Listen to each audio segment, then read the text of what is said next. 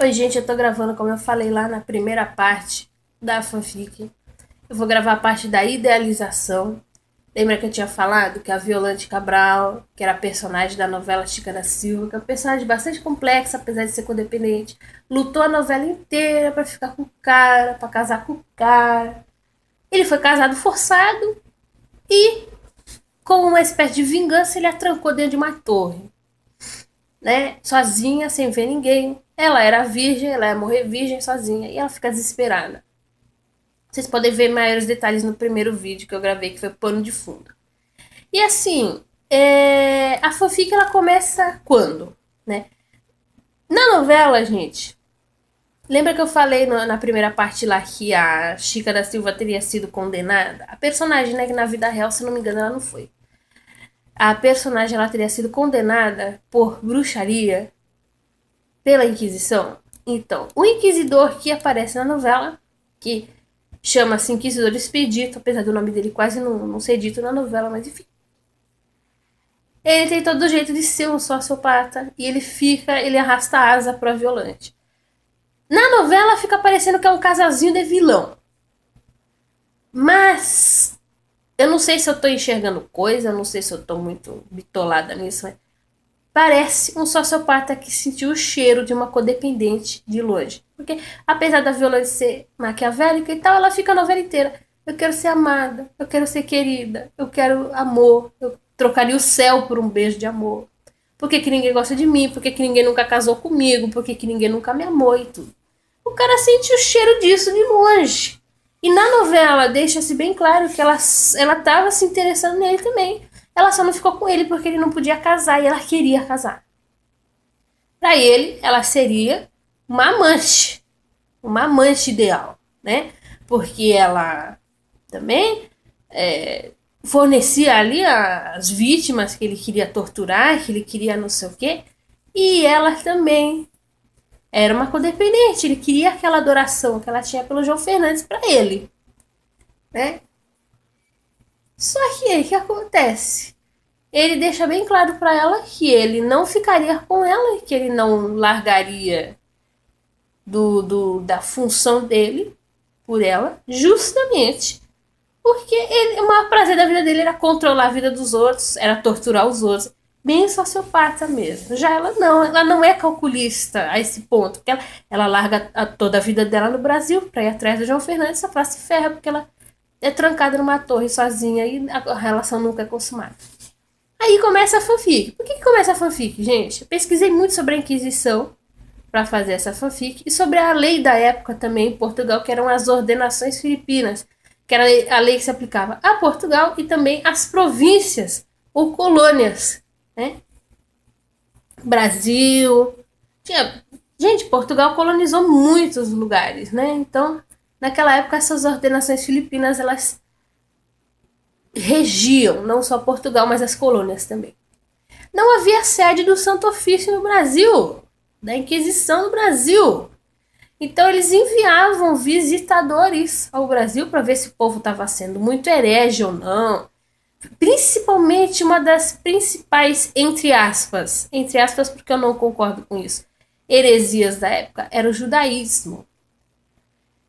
E eles viam toda hora ver se tinha judeu, se não tinha judeu. Praticante, né? Porque se o judeu se convertesse ao cristianismo, ok. Mas tinha que ver se o judeu ainda estava praticando por debaixo dos panos, mesmo após convertido. Eles forçavam as pessoas a se converter, tá, gente, naquele tempo. E o que acontece? O cara ia voltar, né? O suposto personagem do Inquisidor ia voltar para Portugal. E os inquisidores naquele tempo, gente, tinha que ter toda uma linhagem. Eles não iam escolher qualquer pessoa para ser inquisidor. Tinha que ser muitas vezes nobre, filho de nobres. E, apesar deles fazerem voto de pobreza, porque os inquisidores eram frades, geralmente, da ordem dos dominicanos, alguns eram franciscanos também, mas geralmente eram dominicanos, tanto que São Domingos de Gusmão foi o primeiro inquisidor, ou um dos primeiros, enfim. O que acontece, gente? Tanto que a ordem de São Domingos de Gusmão, que existe até hoje, é chamada de Ordem dos Pregadores. Eles iam atrás combatendo as heresias, por isso que, geralmente, Os inquisidores eram da Ordem Dominicana. Tomás de Torquemada, que foi o inquisidor mais famoso, também era da Ordem Dominicana. E ele era, inclusive, confessor da Rainha Isabel de Castela, que enviou Cristóvão Colombo para a América. Para a América não dizem que foi para as Índias, mas eu tenho quase que certeza que eles já sabiam que eles iam encontrar a América aqui, mas deixa pra lá. Então os inquisidores, eles tinham uma linhagem nobre, não podia ter mistura de sangue, não podia ter um monte de coisa, tinha que ser formado em direito canônico. E outra coisa também, que na novela foi um furo também, tinha que ter mais de 40 anos de idade. O Inquisidor da Chica da Silva foi interpretado pelo Dalton Vig. Hoje ele tava bom para fazer Inquisidor, que tem mais de 50 anos. Na época ele tinha 32, 33, tinha cara de mais novo. Não tinha cara de 40 anos, gente. Então foi outro furo também que aconteceu na novela. Mas enfim, romanceia-se muito, faz muita coisa ali. E é diferente, né? É assim. Na minha cabeça lá nas loucuras da fanfic, o Inquisidor teria voltado a Portugal, ele não ia ficar o resto da vida no Brasil. Como ele era sociopata e a Violante era codependente, apesar de ser uma codependente maquiavélica, se os dois se juntassem ia dar em merda muito grande. Tanto que ela tinha todos os traços de ser borderline. Eu não vou dar diagnóstico pro personagem aqui, mas ela tem todos os traços. 100% emoção, surta pra caramba. Aquele limite entre a loucura e a sanidade. Tem bastante nela, ela é 100% emoção, ela chora muito ao decorrer da novela. Tem aquele medo de abandono que o borderline tem. E o Inquisidor não, o Inquisidor tá pouco se fudendo. Ele quer mais fuder com a vida dos outros e acabou. Foda-se. Né? Manipular todo mundo. Preza muito pela imagem pública, que é bem coisa de sociopata também. Ele voltaria a Portugal. Depois de um tempo ele descobriria, porque ia confessar aos nobres e tal. Todo mundo ficou sabendo que o João Fernandes trancou a mulher dentro de uma torre sem consumar a relação. Ele tava lá confessando, o nobre ia saber. Que o tal do João Fernandes fez? Ele trancou a esposa numa torre, não consumou a relação e nem ao lado dele fica. E tá super mal falado na corte justamente, porque o João Fernandes já não estava muito bem na fita com o rei. Quase foi preso, porque por supostas ideias de independência. E ficou mal pra caramba. A noiva que era quer dizer, era marrenta, forçou o casamento, mas ficou mal pra caramba ela forçar, aliás, ele abandoná-la numa torre, uma mulher fidalga, uma mulher que era virgem. Esse negócio de virgindade na época era muito importante para mulheres que nunca haviam se casado. O Inquisidor fica sabendo e vai lá pesquisar no direito canônico. Na época da novela já havia passado o Concílio de Trento. O Concílio de Trento é que organizou um monte de coisa ali, inclusive sobre o casamento, porque no começo da Idade Média, assim, o casal foi lá, pegou uma aliança e falou: diante de Deus estamos casados, pronto, acabou. Se eles fossem numa igreja no meio da missa, erguessem lá a aliança, falassem: estamos casados, pronto, acabou. O Concílio de Trento estabeleceu que precisava de um sacerdote para casar. Precisava ser dentro da igreja, porque antigamente as pessoas também casavam dentro de casa. Enfim, precisava de toda uma regulamentação que antes não tinha. E havia também as leis acerca de anulação de casamento. Ou seja, casamento não consumado, casamento onde não houve sexo. A anulação. Todo mundo sabia que ele não tinha consumado, que logo após a cerimônia ele saiu fora. Casamento não consumado dava direito à anulação. Recentemente eu soube também, eu nem sabia, que casamento forçado dá direito à anulação. Enfim, duplamente, triplamente, quadruplamente inválido o casamento, porque ele só realizou a cerimônia de casamento lá, compareceu à cerimônia de casamento e depois trancou a mulher numa torre. Ele nem convivia com ela no dia a dia. O que o Inquisidor fez? Aí já é a fanfic. Escreveu pro João Fernandes e falou assim: se abandonou a mulher lá, não consumou relação, nunca conviveu com ela como se vocês fossem marido e mulher, então você tem que anular esse casamento, tem que deixar ela livre. Ela vai ser governanta da minha casa. Ele chega, olha aquilo e fala: não vou liberar, porque eu quero castigá-la. Ele queria castigá-la por toda a merda que ela tinha feito, deixar ela trancada na torre, acabou. E, além de tudo, ele tinha medo de ser perseguido por ela de novo, porque a mulher é um saco, porque a mulher é marrenta. Porque a mulher o perseguiu, a mulher parecia um percevejo. Que isso? Ele fala: se o senhor não liberar, o senhor teve mucamas bruxas, né? Que teria sido um falso processo. No qual ele colocou as mucamas bruxas lá. Se eu teve mucamas bruxas, não é possível que o senhor não soubesse que havia 3 mucamas bruxas praticando bruxaria dentro da sua casa. O senhor vai responder por cúmplice de bruxaria. O senhor e a Chica também, que a Chica também devia saber.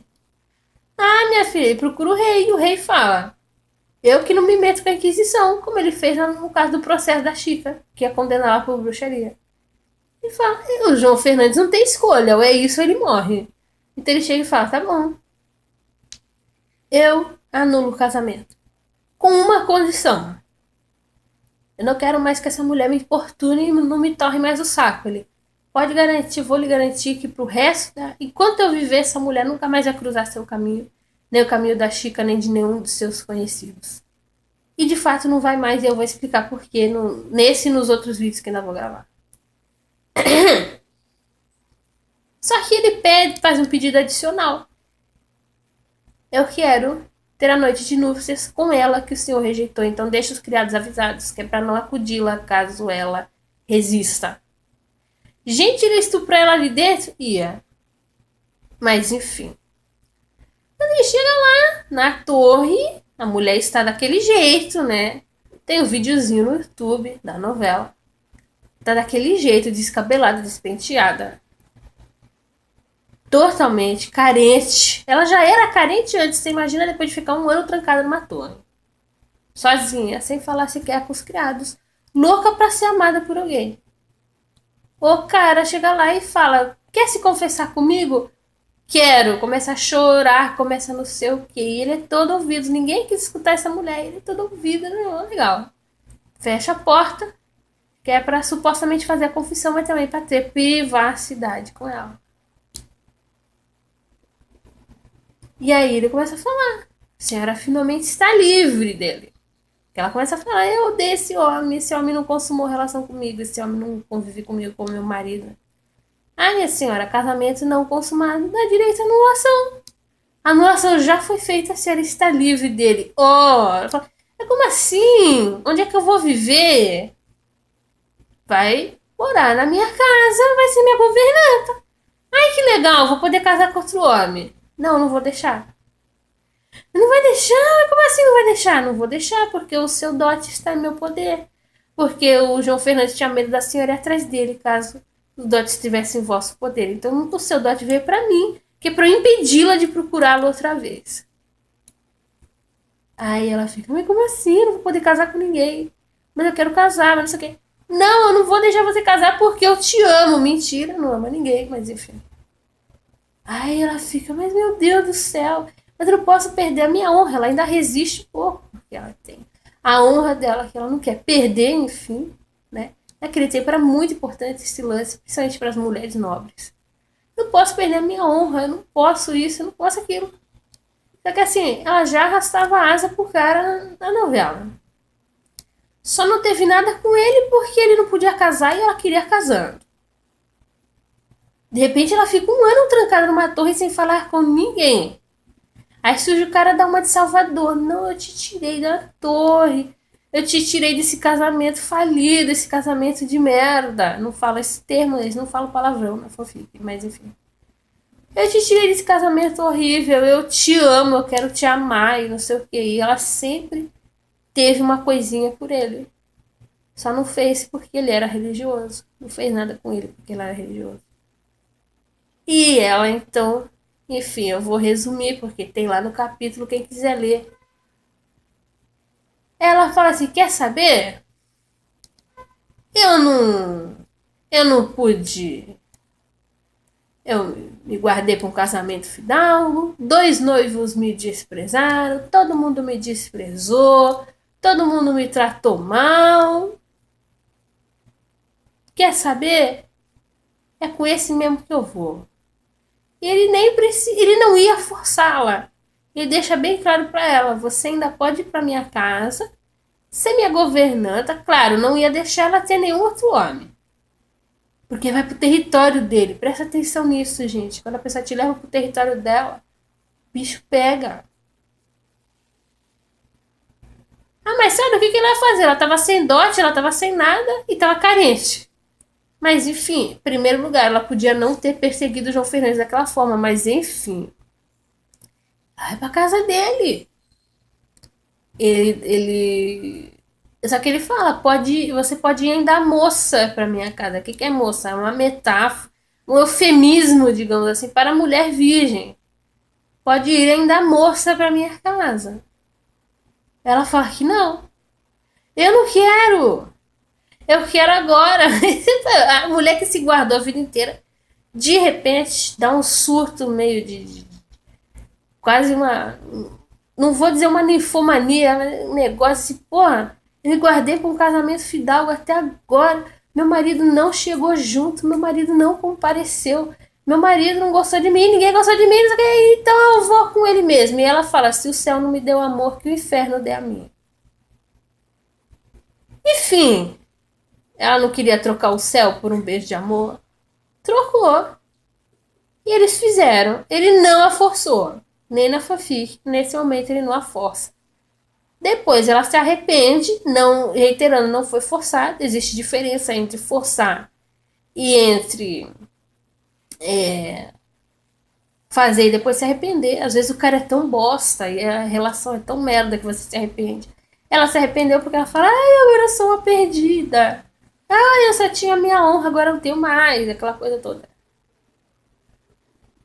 E ele chega e fala: não, a sua honra vai ser salvaguardada porque vai ter a melhor reputação possível diante dos outros. E aí ele fala: serás muito mais do que uma esposa, será uma extensão de mim, que é o mote da fanfic. Extensão narcísica, mas até aí ela não tá sabendo que ela vai ser uma extensão narcísica do cara. E aí começa o love bombing, por quê? Porque ele leva a mulher pra casa dele, e no caminho ele vai beijando a mão dela. Ai, que mulher maravilhosa, que mulher. Mas eu quis tanto ter você, você não quis, agora que você quer, eu quero beijar suas mãos quantas vezes eu puder beijar. Ah, mas em público não pode ser exceder. Ele fala: não, em público eu jamais vou me exceder. Eu só vou beijar a ponta dos seus dedos em público, porque você, pra mim, vai ser uma mulher muito guardada dos perigos do mundo. Você é uma mulher que eu vou tratar como a minha maior responsabilidade, meu bem mais precioso, aquele nhenhenhé do cacete que a gente já conhece.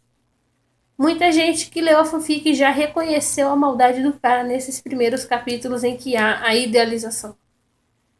Mas muita gente não reconheceu, porque não está acostumado e fala: mas cadê a relação abusiva? Eu falo: espera mais um pouquinho que vai começar. Ele leva ela pra casa, ele comprou a casa com os diamantes que a Chica deu, compra uma puta casa legal e bota 3 criadas lá dentro. Ela não precisa fazer serviço doméstico, porque as criadas já vão fazer. Ela vai comandar as criadas, ou seja, ela vai até extravasar aquela vontade de mandar que ela tem, porque ela é geniosa, ela gosta de mandar. Nas criadas ela pode mandar à vontade. Só que aí ele, junto com a idealização, ele também começa a fazer o gaslighting com ela. O que é o gaslighting? Ele vai querer convencê-la de que, apesar dela não ser casada na igreja, ela é como se fosse uma esposa para ele. Hoje em dia, morar junto para muita gente é a mesma coisa. Naquele tempo não era, principalmente com um sacerdote.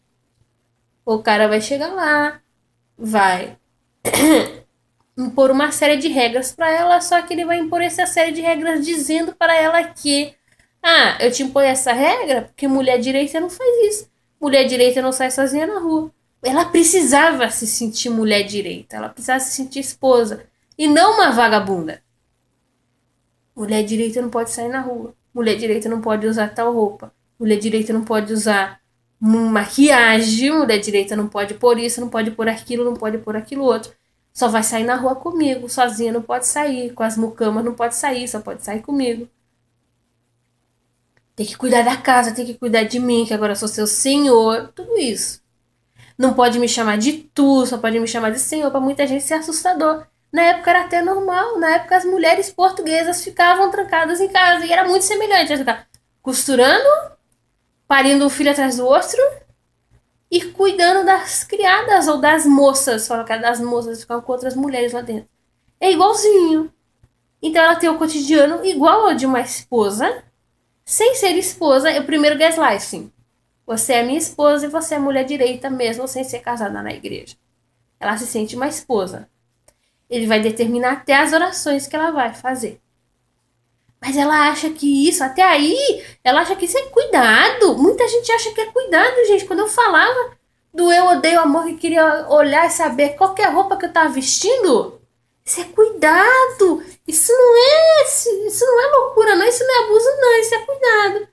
E ela, na época, também tava achando que era cuidado. Porque, é assim mesmo. Homem que gosta da mulher, guarda a mulher em casa. Escolhe a roupa. Escolhe até a oração que ela vai fazer. Tudo. Colocou um baita de um oratório cheio de santos. Quer dizer, como que pode ser pecado eu viver com esse homem? Ele dá tudo que eu quero. Ele é legal pra caramba. Ele beijou minha mão não sei quantas vezes. Ele me libertou da prisão onde eu tava. Botou ela em outra prisão, mas enfim. Ele ia fazer o morde-a-sopra. O João Fernandes não morde-a-sopra. Ele só jogou ela dentro da torre e acabou. Ele não, ele ia fazer morde-a-sopra quando ele chegasse em casa. Ai, que maravilha. Ela tinha também as roupas pra costurar. Quando ela ia ver as costuras dela. Nunca vi ninguém costurar com tamanha perfeição. Ai, porque a gente não costuma falar disso com mulher, viu? Essas coisas de o que acontece na Inquisição e tal, lá no tribunal, nos tribunais do Santo Ofício que acontece, a gente não fala. Mas eu vou falar porque você é tão virtuosa, tão honesta, tão religiosa, tão maravilhosa, tão incrível, tudo de bom, que eu vou falar pra você. Aí fala pra ela, gosta de falar das torturas, né? Que ele adora torturar os outros. E ela então fica, nossa, mas ele condena os pecadores. Como é que pode ser pecado viver com um homem desse? Nossa, mas ele é tão rígido, ele tem tantas normas de conduta. Como que vai ser pecado viver uma vida tão rígida? E ela tá aceitando tudo, porque ela acha que isso é papel de mulher direita. Oh! E ao mesmo tempo em que ele a tranca dele, ele tranca ela dentro de casa. Tranca ela dentro de casa. Apesar de trancá-la. Volta, com um beijo, com um abraço, com isso, com aquilo, dizendo que jamais ela se sentirá sozinha enquanto ele viver. Todo aquele nhenhenhé que a gente já conhece. Só que ela, aos poucos, olha que primeiro que ela já passou um ano trancada dentro de uma torre, sem ver ninguém. Segundo que, para quem passou um ano trancada dentro de uma torre, está trancada dentro de uma casa, com as criadas, gerenciando a casa, tem um ar de senhora ao mandar nas criadas. E até um homem que, apesar de ser padre, comparece, não só no sexo, mas em todo o resto, abraça, beija, diz que é linda, maravilhosa, que nunca vi uma mulher tão linda na vida, tão incrível. Tudo de bom? Aí ela pergunta, mas não é pecado? A gente não vai pro inferno? Não, meu bem, imagina, você já era minha esposa perante Deus, por isso que seu marido sequer tocou em si. E Vasmicê estava sendo guardada pra mim. Oh, nhenhenhé, nhenhenhé, nhenhenhé, nhenhenhé. E quem tá carente a ponto de trocar o céu por um beijo de amor, cai nessa, aquela beleza. A mulher, apesar de tudo, ela era virgem. Com os noivos a relação foi muito distante.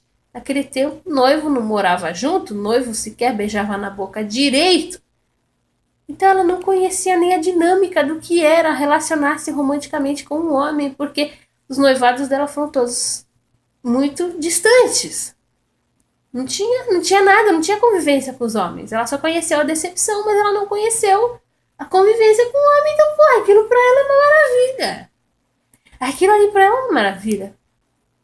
Até a hora em que vai começar a desvalorização. Até aí, uma pausa, né? Antes de terminar um hiato aqui, antes de terminar o vídeo. Até aí tá tudo muito bom, tá tudo muito bem. Apesar das regras rígidas, mas ela gosta, né? Ela foi criada de maneira muito rígida também. Mas ela, apesar de parecer tá tudo muito bom, tá tudo muito bem, na cabeça dela, o único problema é eu não ser casada oficialmente com ele na igreja. O resto tá tudo bom. Maravilha, ele vem, ele me beija todas as noites, diz que eu sou linda, maravilhosa, fala que eu sou uma maravilha. Eu também tenho só ele. Ele dizia que tinha só ela também, não por... Na realidade, não por amor, mas porque ele vai ser o protótipo do narcisista cerebral, que é o que eu mais conheço, por isso que eu fiz com o narcisista cerebral. E tava muitos anos sem mulher, então, como que pode ser pecado isso? Então ela fica se enganando e tal. Então na cabeça dela, poxa, mas é mais do que eu esperava. Outra coisa, ela tem identificação com o pai dela também. Ela fala, ele é muito semelhante ao meu pai, ele tem normas rígidas como meu pai. E o pai dela arregaçava a madraça dela de porrada. Tá retomando os abusos ali, mas por enquanto ela não acha que é abuso, por enquanto ela acha que é lindo, por enquanto ela acha que é maravilhoso. O único problema é eu não ser casada com ele. Quando eu estava no começo da minha relação com o passivo-agressivo, eu também pensava assim. O único problema é ele não trabalhar fora, porque o resto da relação é uma maravilha. O resto da relação é uma maravilha. O cara me dá presente caro, o cara isso, o cara aquilo, o cara conversa comigo todo dia. Você tá entendendo? Depois vão aparecendo outros problemas. Aquele ali, o desemprego, ou o sei lá o que. Tem gente que fala, o fulano é maravilhoso, o único problema é ele ser casado. Mas ele já tá separando da mulher, ele não transa com a mulher mais. Você começa a se auto-enganar com um negocinho assim, quando você vê um baita de um negoção. O desemprego pode ser um sintoma de algo muito pior. O fato do cara ser casado e tá procurando alguém sem ter separado ainda pode ser um indício de algo muito pior. O fato de o cara ser padre, te libertar, gostar de torturar os outros, te libertar de uma prisão, parecer seu salvador, parece coisa de conto de fada, e te botar numa casa com tudo de bom, com criadas e tudo de bom, e te dar uma vida semelhante à de uma esposa, também pode trazer algo. Ninguém ia fazer isso de graça. Levar para casa, dar roupa bonita, isso, aquilo, outro. Também traz uns presentinhos da rua.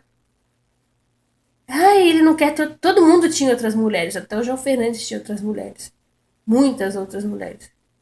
Ele diz que não tem ninguém, que ele quer manter o leito conjugal imaculado. Porque segundo o que Jesus dizia, só de olhar outra já era adultério. Ele não pode cometer adultério julgando os outros no santo ofício. Tudo isso eu já escutei. São frases reais. Essa coisa de não posso olhar para outra que já é adultério, eu escutei.